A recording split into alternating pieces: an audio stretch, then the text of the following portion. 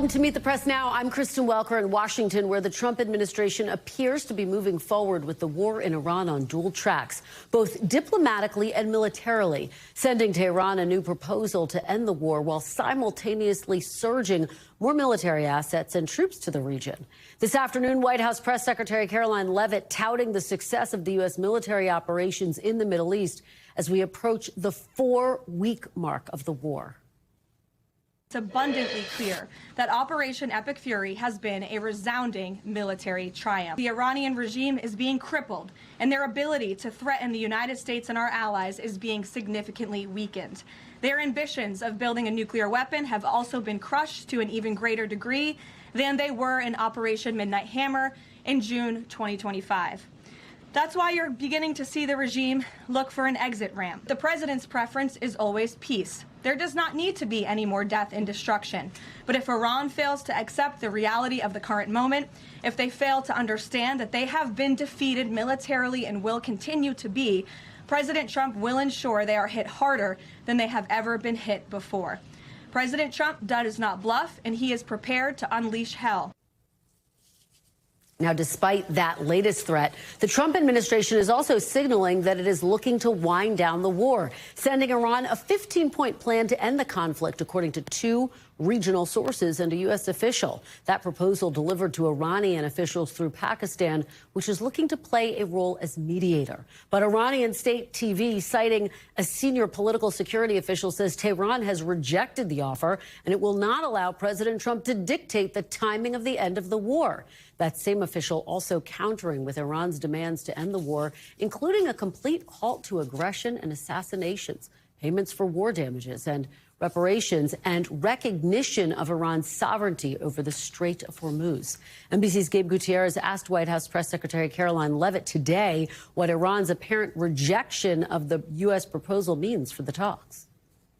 Iranian state TV has said that Iran has rejected the U.S.'s 15-point plan to end the war. What's the White House's response to that, and have these talks hit a dead end?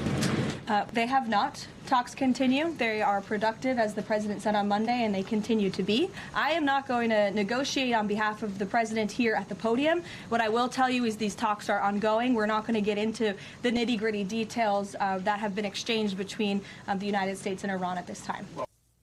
It comes as President Trump has approved the deployment of more than 1,000 soldiers to the Middle East, even after claiming the U.S. has won the war. The head of Iran's parliament responding, writing on social media that Iran is closely monitoring U.S. troop deployment, adding, quote, "Do not test our resolve to defend our land." It comes as we're learning new details about how White House officials are briefing President Trump about the state of the war, including a daily video montage that runs about 2 minutes long, showing the biggest and most successful U.S. strikes. That's according to 3 current U.S. officials and a former U.S. official. One official describing the daily highlights reel as a series of clips of stuff blowing up. The White House saying that that characterization simplifies the president's briefings. Now, just moments ago, Iran's foreign minister responding to our reporting, posting on social media, quote, "It seems the war is being sold not once but daily, even to the president himself, through carefully curated videos." Joining me now is NBC News White House correspondent Monica Alba and NBC News international correspondent Matt Bradley. Thanks to both of you for joining me. Monica, so let's start with this potential diplomacy track. What are you hearing about this 15-point plan that the U.S. sent to the Iranians?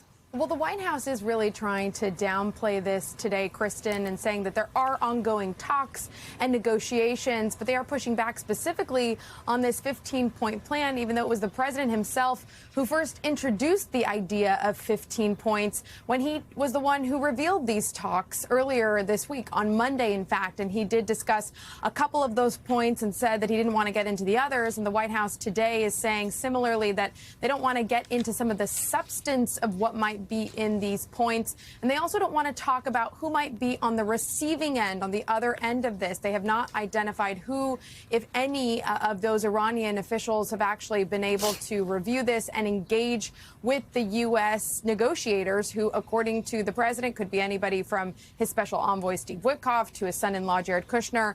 And he has also now said that potentially the Secretary of State, Marco Rubio, and the Vice President, J.D. Vance, would also somehow be involved in all of this. But again, we are really lacking the exact specifics and the back and forth, instead just seeing the sort of public display of the White House saying that everything that's out there isn't correct, and of Iran saying that they haven't necessarily formally engaged in this. So a lot of this seems to be still continuing, Kristen, behind the scenes. The White House not ready to say where those talks really stand today.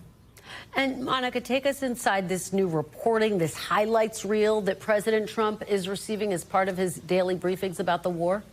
Yeah, this is quite a scoop from our colleagues Catherine Doyle, Courtney Cuby, and Dan DeLuce, who do really provide a window into how the president is getting some of the information about this massive military operation, and that is through this 2-minute sizzle reel in effect. Now, that's not the only way that he's getting information, according to the officials who spoke to our colleagues for this story. They say that he is also constantly meeting with military advisors, certainly with his top cabinet officials, and he's pretty much getting briefed all day long. But it is raising and fueling concerns that he might be getting a slimmer window into what is actually happening on the battlefield here, because many people simply want to present him sometimes with more of the U.S. victories and not necessarily some of the more challenging aspects. But the White House has really said that this is a president who is taking in all kinds of information, that is normally how he operates, that he's quizzing people constantly and talking to people all the time and getting all sorts of angles and perspectives. But I think this is a really illuminating story about how the president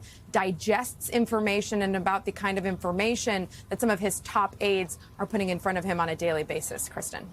Well, Monica, let me also ask you about some of the new poll numbers that we're getting that show almost 60% of U.S. adults think U.S. military actions against Iran have gone too far. More than 60% oppose U.S. boots on the ground. What's been the reaction inside the White House? Is there concern about these numbers, Monica? Well, they're certainly aware of them. And I do think that when you hear the president in almost every public event in the last couple of weeks try to say that this is winding down potentially, that militarily he believes the objectives have already been won, that this is something that's going to be done soon, does sort of signal an awareness within the White House that there is this concern that this is maybe going on too long. But here's a little bit more of what the White House Press Secretary Caroline Leavitt had to say today, specifically when asked about what young people should take away from the war.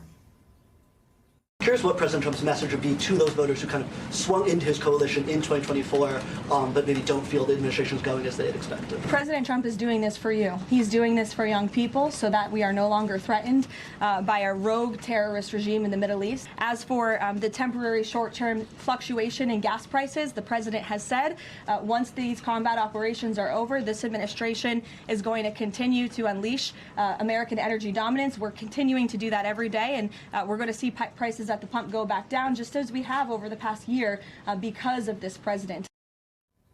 And that awareness about the poll numbers, Kristen, just as important and is the awareness about the rising gas prices, which you saw her talk about there as well.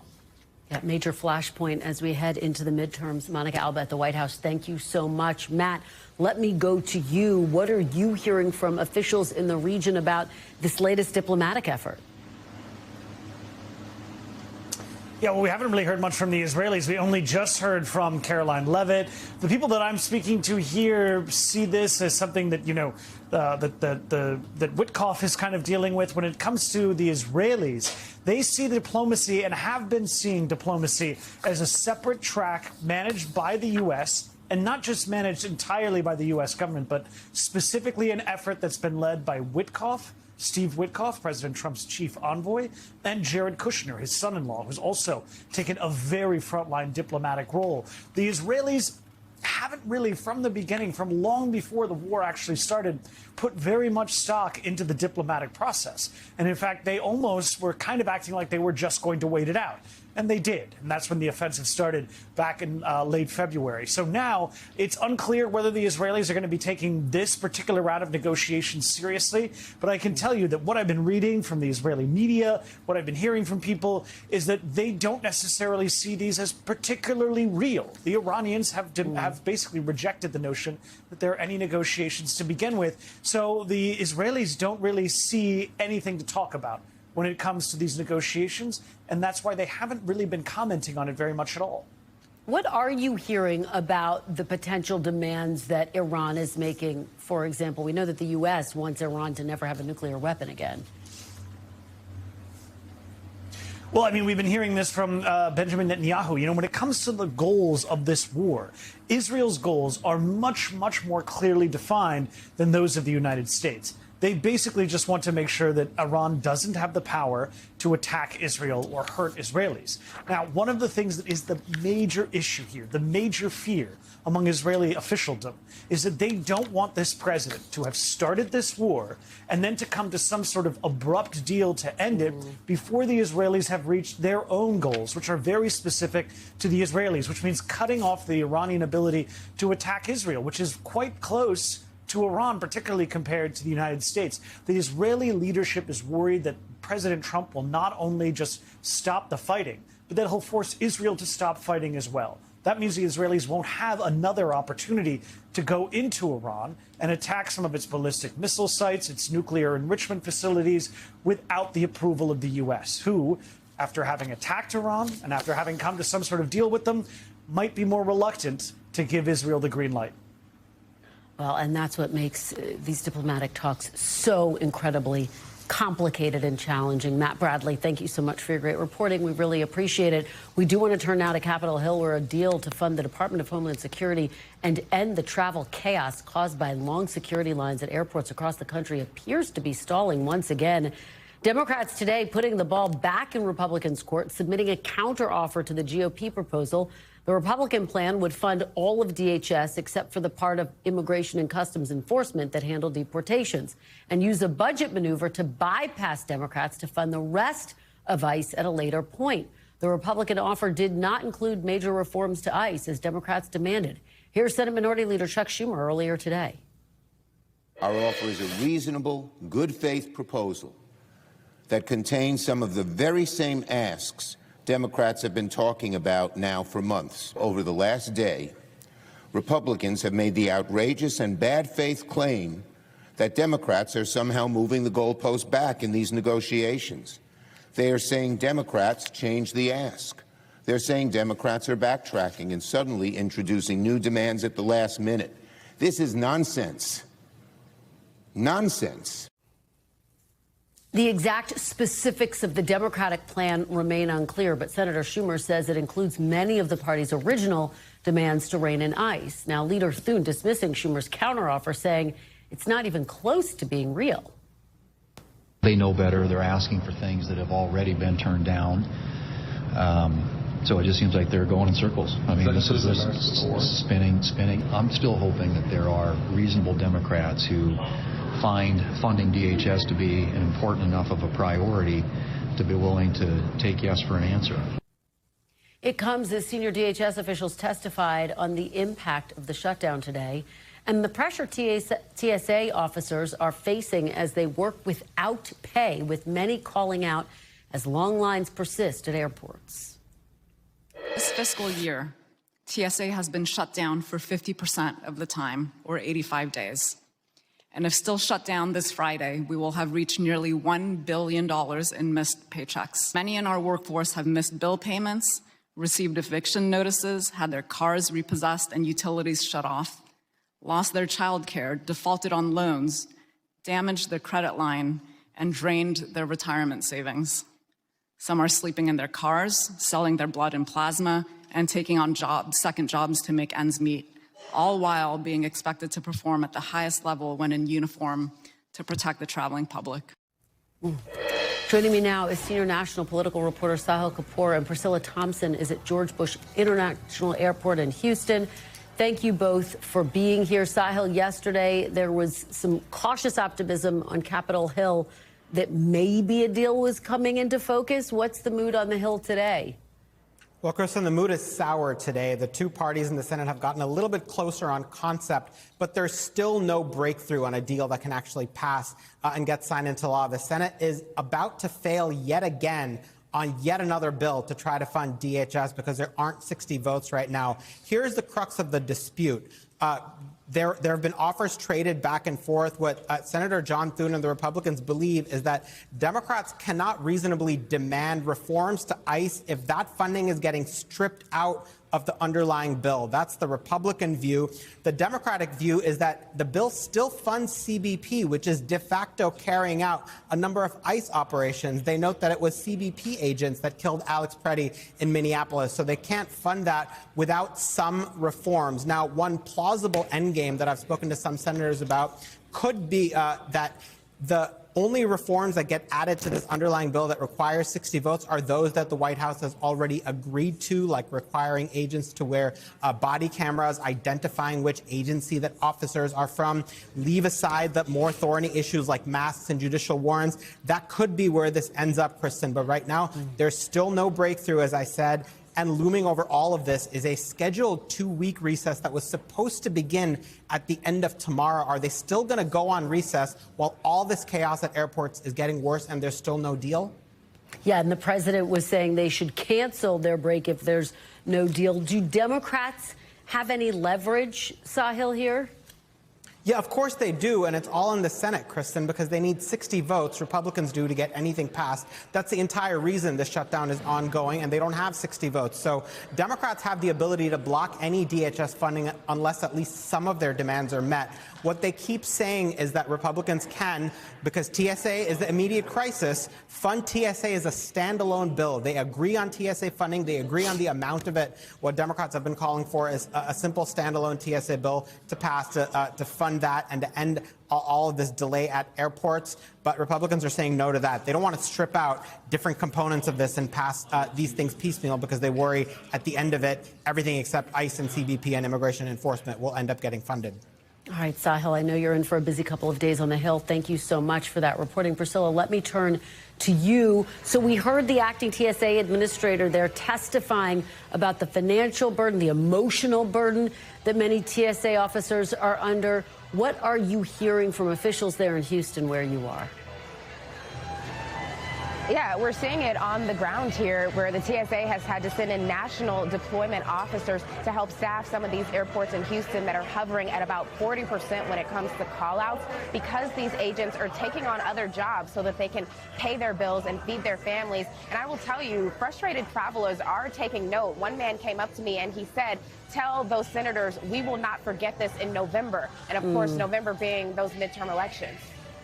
Well, that's a pretty powerful point, Priscilla, and that's the backdrop to all of this. You're so right to point that out. Houston has frankly been among the airports with the longest lines during this shutdown. So how are things looking today? I know you've been there since the early hours this morning, Priscilla. Yeah, we saw a bit of a lull, but look at this. The lines are long again, and this isn't even half of it. The rest of it is snaking underneath this building through baggage claim, we're told, almost to the hotel that is connected to the airport. I want to play some of the conversations that I've had with people who are arriving early and what they're finding. Take a listen. How are you feeling about the line? So far, so good. We came here, our flight leaves at 2 o'clock, so we got here plenty of time. We've been watching on the news all week.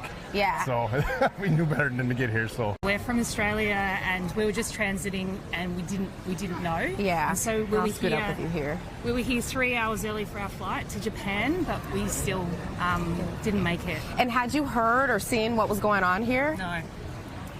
So yesterday, obviously, we found out a lot more about what was going on after the trauma that was yesterday. Yeah. And so that's why we're here 8 hours early today to make sure we actually get on a flight. And Kristen, can you imagine being an international traveler right now and dealing with this? That woman told me that she has spent about $1,000 having to rebook flights and hotels and all kinds of things as a result of this chaos. And to get to the airport 8 hours before a flight, Priscilla, that is unbelievable. Well, those travelers tell the tale of this moment. We really appreciate your joining us and your great reporting, Priscilla. Thanks so much. Coming up, we will dive deeper into the war against Iran and the battle over DHS funding with a top Senate Democrat and combat veteran. My interview with Senator Tammy Duckworth is next. Plus, breaking news that is rocking the tech world after a landmark verdict against social media giants Meta and YouTube, finding them liable for failing to protect users from social media addiction. Stay with us. You're watching Meet the Press Now.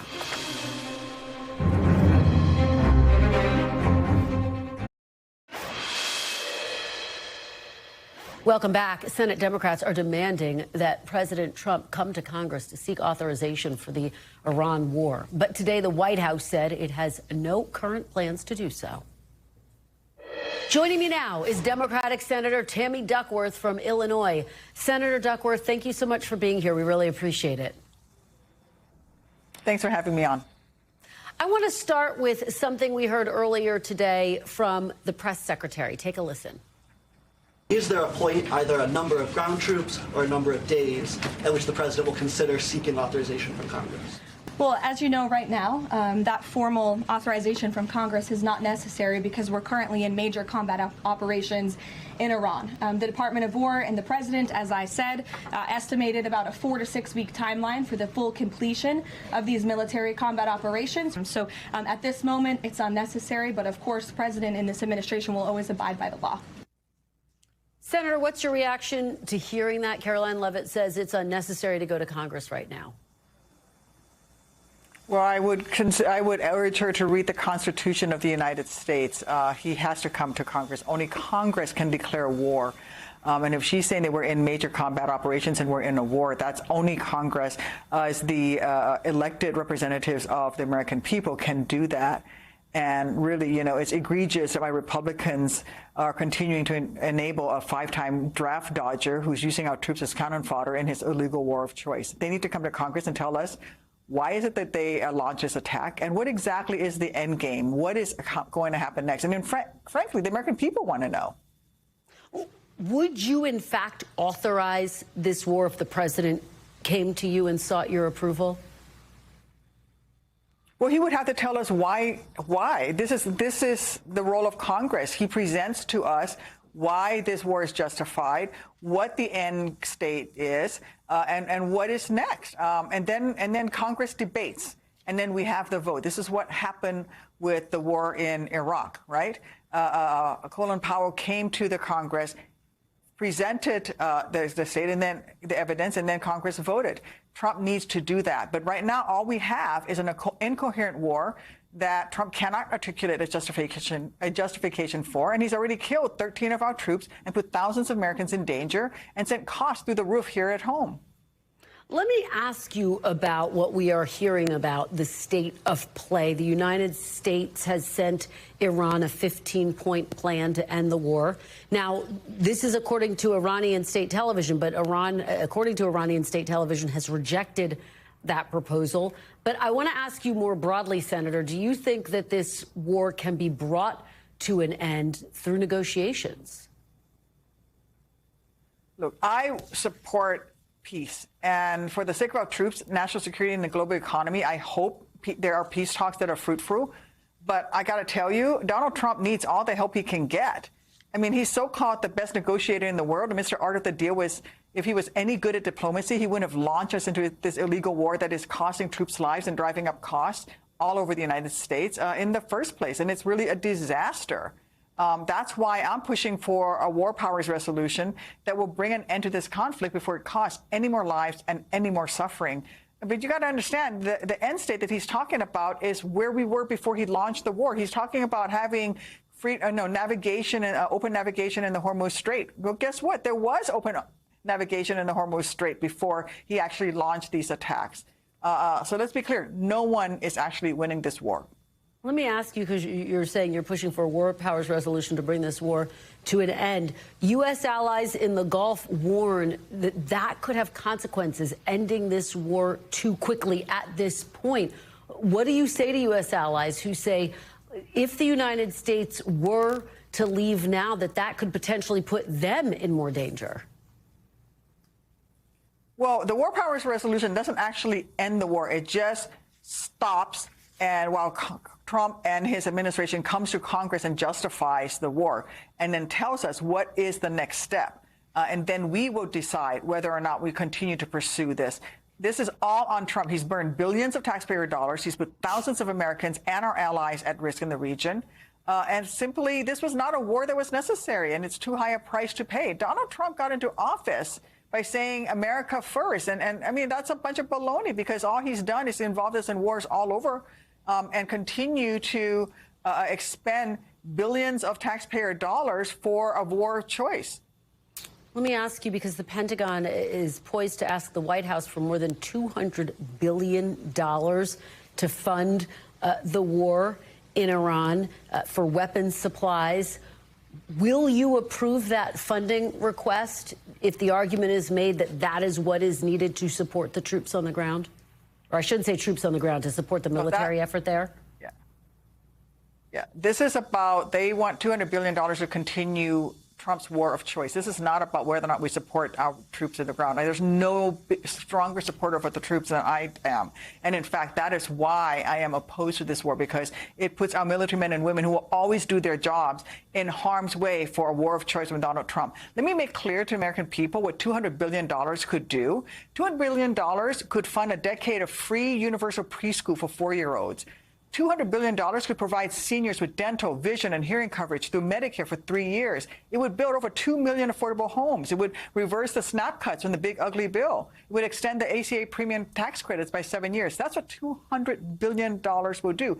And, you know, there's a technicality here. If a member of Congress votes for the supplemental, it's basically voting to support the war. And I don't support this war. And I don't think the American people do either. Let me ask you about this shutdown of the Department of Homeland Security. There have been various talks. We know that Republicans submitted a potential proposal. Apparently, Democratic leadership submitted a counteroffer to the Republican plan to fund DHS. Do you know what's in that offer? Well, what is happening right now is we Democrats have said, let's put this in writing. What they came back with was essentially what we asked for in the very beginning to prevent the shutdown. We wanted ICE to no longer be masked, and we want them to be wearing body cameras that are turned on. We want them to have judicial warrants, not just ICE issued administrative warrants if they're going to come up onto private property. And we want ICE to not be able to just investigate themselves when there is ICE officer-involved violence with civilians, that local law enforcement should be able to help investigate that as well. Those are 3 very broad buckets that we asked for. And that's essentially what the Republicans were coming back with. And what we're saying is, okay, put that in writing. That's the stage we're in right now. Put that in writing. For example, ICE will wear body camera. We will give them money for the body cameras, but they must turn them on. So we saw in Chicago that ICE repeatedly turned off their body cameras. And so we just want to make sure that we get things into writing that are very clear as to what the expectations are. So you think that there is an off-ramp, and if you aren't able to resolve this in the coming days, does that risk Republicans just reopening DHS through reconciliation? Well, they already have enough money to fund TSA, for example. Remember that during a previous shutdown, Donald Trump, having used reconciliation and swiped money illegally, went ahead and paid the troops anyway. So they've had plenty of money to pay TSA. The Trump administration is just simply choosing not to. They're trying to hold the American traveling public and our wonderful TSA agents hostage to push an agenda that involves having ICE terrorizing the streets of our cities, and we're not going to let that happen. Well, just very quickly, though, because people are missing paychecks. How long are you willing, and how long are Democrats willing to hold out, or do you need to make a deal this week? Let me make it clear. Donald Trump could pay TSA tomorrow. He's choosing not to. The question is, Donald Trump, why are you not paying the TSA agents? You have taken enough money into DHS to pay the TSA agents. So let's be clear. Why are Republicans not telling Trump, go ahead and pay the TSA agents while we work out the minutia of the deals? For example, by saying things like, if we're going to give ICE body cameras, they must turn them on and they must keep that footage for a period of 1 or 2 years so that if there is ICE-involved violence, we can have the proper investigations. Why is Donald Trump not paying TSA when he has given DHA the money in order to pay that? They have plenty of dollars to do this. They're simply choosing not to. Well, to the argument that the president Republicans would make that they don't, given that it's currently shut down, you would say what? And do you believe that moderate Democrats will ultimately make a deal, reach across the aisle and make a deal? They have money. They took under a previous procedure enough money to pay TSA agents. They're simply choosing not to. And they did it when it was a shutdown involving the military, and they actually paid the troops. And so, again, They have the money to do this, and they're simply choosing not to do so because they're holding the American people and they're holding TSA workers hostage because they're trying to justify having ICE on the streets of our cities terrorizing our communities. Senator, just one last quick question. When there is a government shutdown, as you know, fingers get pointed on both sides. Do Democrats not bear a burden and a responsibility to bring this government shutdown to an end as well? The ball is in their court. They can end this shutdown anytime they want. They can pay TSA anytime they want. They're simply choosing not to. All right. Senator Tammy Duckworth, thank you so much for your time today. We really appreciate it. As the war with Iran nears the 1 month mark, the patience of some of America's allies is wearing thin, with some European leaders calling for an end to the war, including Spain's prime minister, who earlier today said, quote, "It is not fair that some people are setting the world ablaze whilst the rest of us are left to swallow the ashes." Meanwhile, France's army chief called the USA, quote, an unpredictable ally, and said the U.S.'s actions are impacting France's security. That's in contrast to the message we heard from the NATO Secretary General this weekend. Listen. I know there is a lot of debate in the US and in Europe whether this campaign of the president against Iran was necessary. And let me tell you, it is. It is crucial that the president, that the US is doing this. Joining me now is Sweden's Chief of Defense and Supreme Commander of the Swedish Armed Forces, Michael Claesson. Thank you so much for joining us. We really appreciate it. Thank you for having me on the program. Thank you. Well, we really appreciate your being here. I want to start off by getting your big picture view of the war with Iran. President Trump has argued that Iran did pose an imminent threat, quite frankly, to global security. Do you believe that Iran posed an imminent threat? I think that Iran definitely poses a threat to the global community, and we all know about the axis between Russia and Iran, and Russia, Iran, and North Korea, for example, which definitely poses a threat to global security. In what order to address that, it's not my thing to decide, of course, but it's just the fact that this axis exists. Part of the president's justification for the war, and I'll just quote for you a little bit of what he says, is that Iran was developing weapons that could, quote, target our very good friends and allies in Europe, as well as U.S. troops overseas. Did Sweden have that perspective, that Iran could potentially target it? Not really, but we have seen some evidence in the last couple of weeks that they actually have the capability. To what extent and with what sustainability you can always discuss, but that they definitely have these long-range capabilities and opens up a new vector, so to speak, against also targets in Europe. That's more or less a fact too, I would say. But again, I mean, we have been very focused on Russia and are still very focused on Russia. So in that regard, of course, again, going back to the axis between those countries. Well, and I do want to ask you about Russia in just a moment. There's been a lot of talk about whether there can be diplomatic discussions. President Trump says that the U.S. is talking to Iran. We have reporting that the U.S. has, in fact, submitted a 15-point plan. Do you think diplomacy is possible, and do you think it's possible in this moment? Well, to be honest, I think that diplomacy always must play a role simultaneously with military action. From my perspective, it's never either or. It's always both. The main effort can be on one or the other aspect, of course, but both have to be in play. I spoke with President Trump a couple of weeks ago, and he said that he was reaching out to NATO allies, asking for your help to secure and reopen the Strait of Hormuz. He's expressed frustration in the wake of that more allies have not come forward. Does Sweden have any intention to play a role in reopening the strait? Well, we are open for anything that could contribute to a de-escalation, and also going back to sort of the free movement, freedom of navigation through international straits, including the Hormuz.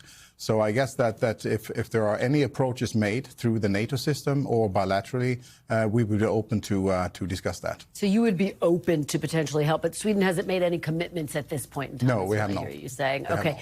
I want to just get your broad reaction to what we've heard from President Trump recently about NATO. He's called NATO a paper tiger, quote, cowards. And I want to play you a little bit of what we've heard from him. Take a listen. In the case of NATO, they don't want to help us defend the strait, and they're the ones that need it. NATO could help us, but they so far haven't had the courage to do so. What is your reaction when President Trump makes these comments about NATO? Does it undercut the alliance? Well, I think that to start with, I can only speak from a Swedish military perspective and certainly not comment on foreign political leaders' commentary on the alliance or anything else, basically. But I can assure anyone that wants to listen that well, Sweden and Swedes are no cowards, and we have proven that in international operations over decades, also together with NATO and together with our American allies, shoulder to shoulder. Do you think those comments impact European leaders? Well, in many ways, of course, it does, but it also makes us think twice to what extent we actually are in need of focusing on more aspects and more threats than only sort of the ones that directly affects us, which is very often, again, only Russia. Let me ask you, because Spain's prime minister earlier today, and we were talking about Russia, your focus on Russia, claimed that Russia has made 8 billion euros, which is some $9 billion from increased energy prices since the start of the war. Do you believe that Russia is benefiting right now from indeed, this yes. war? Indeed, of course, they do. They already run a sort of a wartime economy.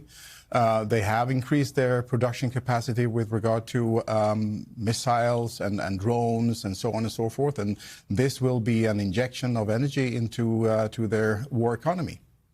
You are very focused on the war in Ukraine as well, trying to bring that conflict to an end. How does the war in Iran impact the efforts to try to bring the war in Ukraine to an end, do you think? I think one concern that we all share in the military community globally, or at least in the West, is, of course, security of supply. We know that we need the same type of weapon systems up and running for deterring Russia in Europe and in the Arctic. We know that we need the same type of weapon systems to continue to support Ukraine, to underpin their ability to defend themselves. And of course, the war and the operations in the Middle East requires even more. So all this together needs a balancing and needs to be weighed against the production capacity of the defense industrial base in the West. And the defense industrial base, and then there's also the space to actually try to have global leaders work towards bringing an end to the war in Ukraine. Do you have concerns that the focus has shifted to Iran and that could potentially prolong the war in Ukraine? I think that politically, and if I may say that also in this context, that media very often has focused on one thing at a time. So obviously it takes focus away from Ukraine, this is something that we need to keep in mind. We need to keep the balance and focus on which countries, which axes are actually playing the strategic play simultaneously. And you were just in Ukraine. What do you want the world to know about Ukraine and what's happening there right now? I had the chance to travel 3,000 kilometers. I don't know how much that is in miles, but 3,000 kilometers by car throughout Ukraine. I met with several, maybe tens and 20s of military leaders. But the most important thing was to get my own perception of the atmospherics in the country. And my main conclusion is it's not a broken country. They are tired for obvious reasons, but it's not a broken country. So we need to maintain focus on more than one problem. All right. Thank you so much. We really appreciate your perspective. Thank you for having me. Thank you for being here. Please come back soon, Michael Claesson. Appreciate your time today. Coming up after the break, a hotly anticipated verdict finding Meta and YouTube liable in a case that could have sweeping implications for the tech industry as a surprise humanoid guest raises eyebrows at the White House. You do not want to miss this video. Don't go anywhere. You're watching Meet the Press Now.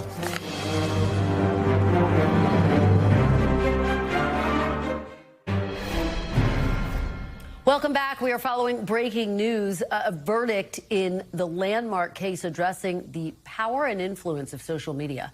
A Los Angeles jury today finding Meta and YouTube negligent in the design or operation of their platforms and saying the companies failed to warn users of the dangers of their services. The jurors found that the tech giant's platforms harmed a young user with features that made her addicted and led to mental health problems. The trial, which included testimony from Meta CEO Mark Zuckerberg, was the first lawsuit of its kind to go to trial. In separate statements, Meta and Google, YouTube's parent company, saying they disagree with today's verdict and plan to appeal. Today's verdict comes just one day after a jury in New Mexico ordered Meta to pay $375 million after determining that Meta concealed what it knew about child sexual exploitation on its platform. Meta says it plans to appeal that verdict as well. Joining me now is Jacob Ward, veteran technology journalist and host of the Rip Current podcast. He's also the author of The Loop, How Technology is Creating a World Without Choice and How to Fight Back. Jacob, thanks so much for joining me. So let's talk about today's big verdict. What was your big takeaway? Well, Kristen, this is really, I mean, for me, it is I get goosebumps as I say it. It is truly a historic moment. I really think that this is on a par with figuring out that cigarettes cause cancer or that we needed to have seatbelts in cars. This is a huge societal shift that we're seeing unfolding in front of us really in real time. And as a result, you know, I think this is the end of social media as we know it, and it is definitely the end of childhood as we have come to accept it. We are seeing for the very first time a social media company found liable, in this case, two of them, found liable for the design choices they made and for, as a result, addicting kids in a harmful way to their product. This is something that was unimaginable even a few years ago because these companies have enjoyed such powerful legal protections until now. Now this new legal theory opens up an entirely new can of worms, one that consists of more than 1,600 cases that are now going to come down on one or more of these companies, Kristen. Wow. Well, it's really striking to hear you describe it in that context, Jacob. So paint a picture for me. You say this is the end of social media as we know it. What does that look like in our society? Well, until now, right, we've treated our attention and, by extension, our behavior as, first of all, something that you and I are supposed to be entirely in control of ourselves, right? We've been sort of the opinion that somehow the choices you and I make are totally our own and can't really be shaped by anybody. But then, of course, what we saw was the rise of an industry that has made its business analyzing and shaping behavior at scale wherever possible. And this is not to say that they had nefarious ideas in mind. They just had discovered that our attention is an incredibly profitable product to traffic in. And so in this case, we're just looking at now a jury that, you know, even a few years ago might not have been able to wrap their minds around the idea that we can have this kind of harm by the design of a platform. That was such an abstract concept. As someone who tries to articulate that concept as often as I do, you know, I've spent years trying to get people to understand even the idea that there are armies of experts inside these companies working on that kind of idea. And now suddenly you have a jury of our peers suddenly understanding that, it seems, and as a result, finding these two companies liable. So this could absolutely rewrite the rules. Now, will that be a rewriting of the rules that everyone will be happy with? I don't think so, right? We have enormous First Amendment issues that are going to come up with this. And you know that Meta and YouTube are going to fight tooth and nail because this is an existential threat to the way they do business. So this is not over by any stretch, but I think that the era of treating our behavior as an infinite product to mine, that era is over, I think. It's just really powerful to hear you talk about it in those terms. You talk about the profits. Let's talk about the profits of these companies. Meta is worth more than $1 trillion. YouTube is worth more than $500 billion. Its parent company, Alphabet Inc., is worth more than $3 trillion. Could these companies just absorb the cost and keep doing business, find a way to keep doing business as usual? I mean, when we look, Kristen, at the individual judgments here, right, you're looking at a $375 million judgment in New Mexico, and that's a slightly different issue. It is a different issue than the one that was settled in L.A., but both of them sort of surround the idea that there is harm being done and a responsibility on the part of the companies. In both of those cases, right, you're looking at numbers that really are a rounding error in the balance sheets of these companies, of course, right? The $3 million judgment for this one plaintiff in L.A., no way. But you look at the 350 other family cases coming down the pipeline. You look at the 200, those alone, if you use this math, 3 million per plaintiff, that ends up being in the billions, right?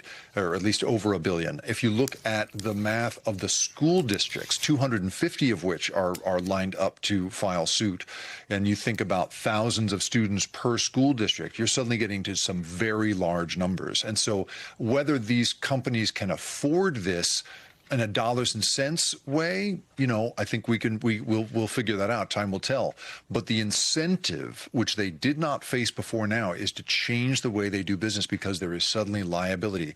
In the United States, Kristen, we don't make a lot of changes to how companies do business, or companies don't make a change unless there's financial harm. This was an industry so enormous that we couldn't have imagined doing enough financial harm to make it possible for them to even consider changing. Now those incentives are shifting in a way that we haven't seen, I would say, since the era of big tobacco, since the era of lead paint, right? These are enormous kinds of judgments that have to come through for a company to consider changing how they do business.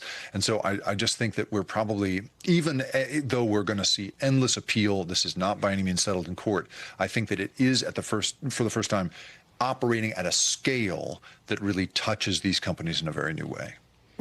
Look, before I let you go, I do have to shift gears. I want to show you this sort of extraordinary scene at the White House today. An AI-powered robot escorted First Lady Melania Trump into a summit on technology and education and opened the summit, Jacob, by actually speaking. It's kind of out of a movie. What were your thoughts when you saw this? What do we take from this moment? What are the implications? I cannot believe that I'm speaking to you on the same day that a jury of 12 people, decided we needed to protect kids in this whole new way, established this entirely new idea of harm. And at the same time, you've got this imagery going on. I mean, we have the reason we're seeing these court cases move forward is because at the federal level, no one's been willing to make the kinds of laws that democracy has clearly been clamoring for. When I spoke to the Attorney General in the New Mexico case, he said, I don't want to have to do this court case by court case, but because we're not getting federal action, we have to.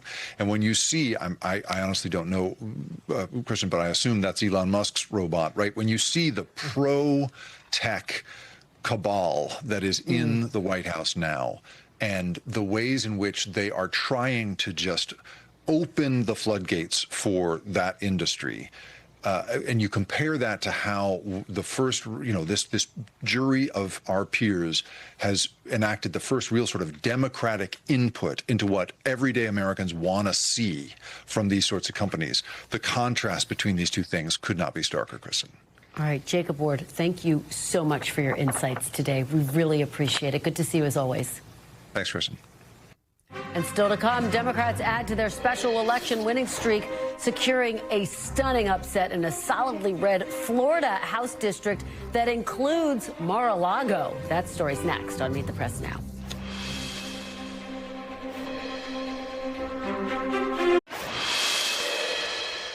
Welcome back. Turning now to new signs of trouble for Republicans heading into the midterms after Democrats pulled off a surprising victory in President Trump's backyard, literally his backyard. Democrats flipping a Republican-held Florida State House district that includes Mar-a-Lago. Emily Gregory defeating the Trump-endorsed Republican John Maples last night in a district the president won by double digits in 2024.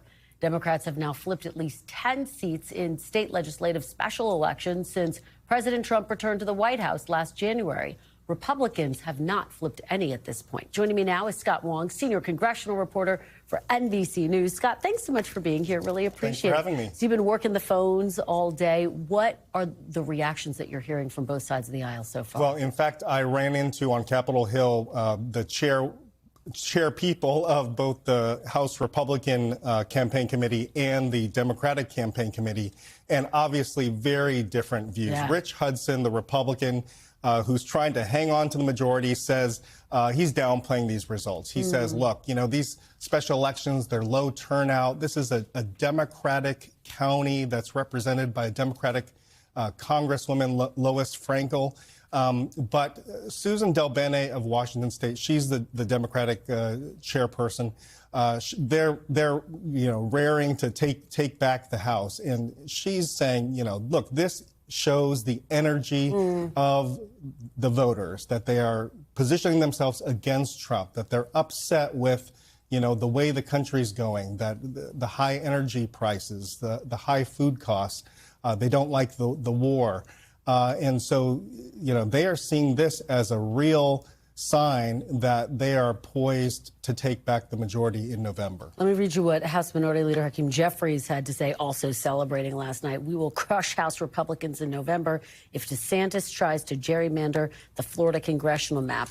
Do you think that last night's results hinder the redistricting efforts in Florida? What's the impact there? I think that it's giving Republicans, you know, they're taking a little bit of a pause here because, you know, look, if you have governors like Ron DeSantis plowing ahead with more redistricting efforts, Democrats are saying that could backfire on you guys. That could, in fact, create more competitive seats in a place like Florida. We saw already you know, how Democrats responded with Gavin Newsom and Nancy Pelosi in California. They pursued their own redistricting. They're going to net a handful of seats in California. You know, something similar could happen in Florida where you have more seats at play, and it actually could backfire against Mike Johnson and the Republicans. Well, it's just fascinating. Scott Wong, thank you for bringing us those conversations. We really appreciate it. We appreciate your reporting as well. Thanks for being here in person. Thank you for joining us. We will be back tomorrow with more Meet the Press Now. There is much more ahead on NBC News Now. We thank you for watching, and remember, stay updated on breaking news and top stories on the NBC News app or watch live on our YouTube channel.